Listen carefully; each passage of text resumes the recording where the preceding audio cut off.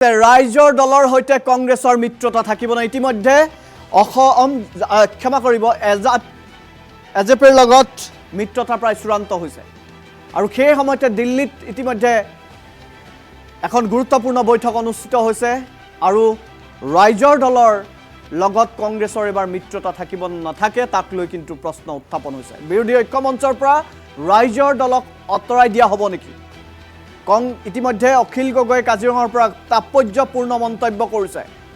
কংগ্ৰেছে একপক্ষীয় এনে সিদ্ধান্ত ললে আন বিৰোধী দলসমূহে কেতিয়াও মানি নলয় বুলি অখিল গগৈ কৈছে কংগ্ৰেছৰ লগত 15টা সমষ্টিৰ ইতিমধ্যে সিদ্ধান্ত লৈ আহিছে কিন্তু বৰছলা সমষ্টিক লৈ কিছু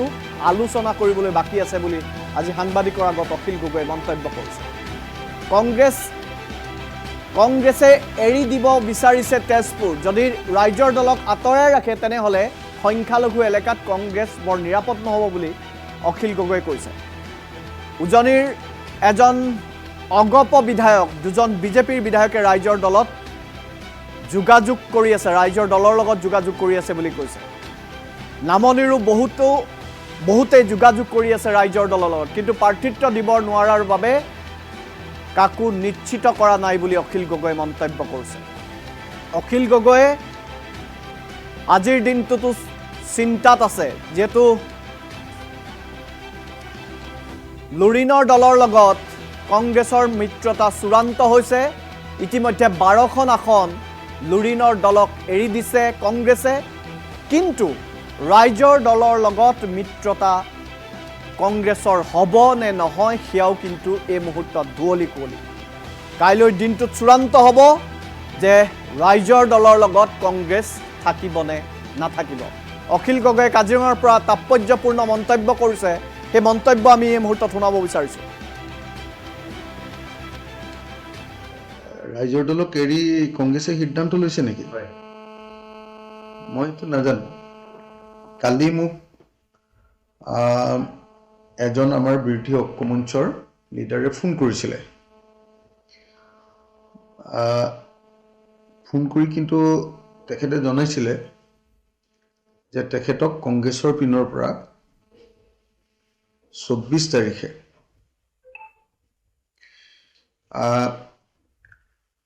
বিৰোধী দলবিলাকৰ যিটো তালিকা সমষ্টিৰ তালিকা সেইবিলাক ঘোষণা কৰিবৰ কাৰণে সময়সতীয়াভাৱে সংবাদ মাধ্যমৰ সন্মুখত ঘোষণা কৰিবৰ কাৰণে নিমন্ত্ৰণ কৰা বুলি ক'লে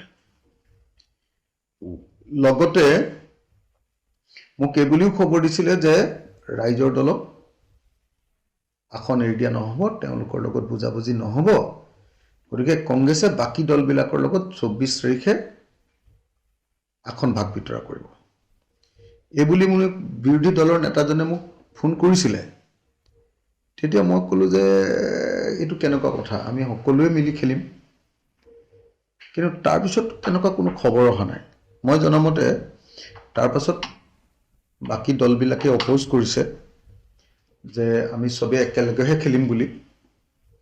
আৰু গতিকে কথা পাতি ল'বলৈ কংগ্ৰেছক অনুৰোধ কৰিছে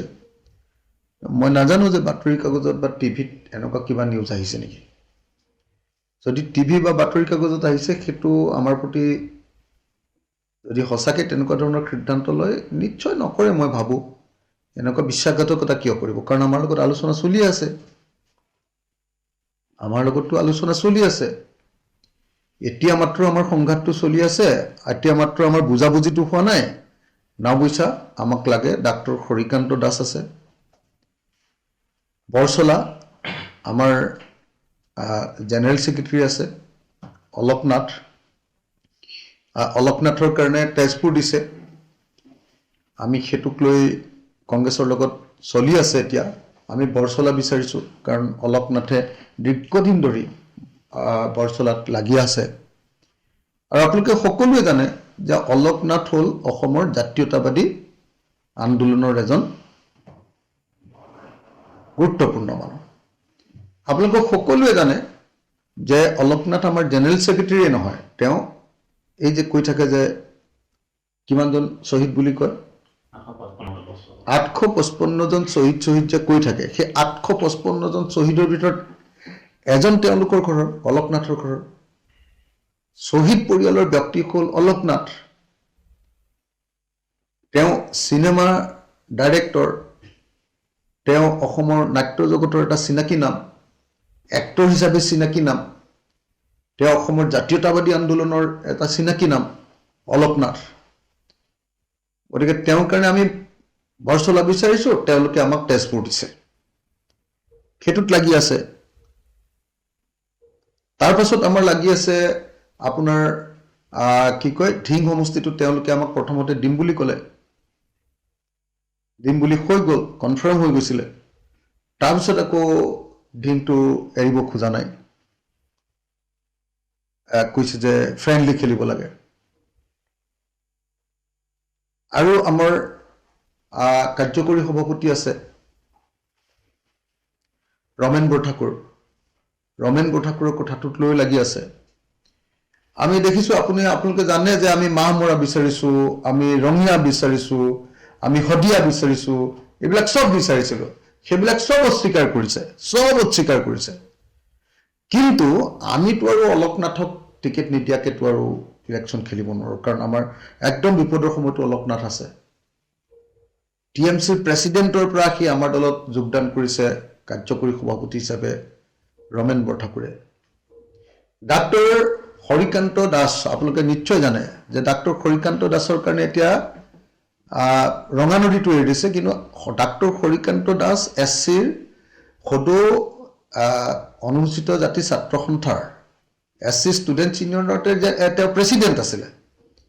তেওঁ গোটেই অনুসূচিত জাতিৰ মানুহৰ মাজতে এজন অত্যন্ত শিক্ষিত ডাক্তৰ, শিক্ষিত ব্যক্তি,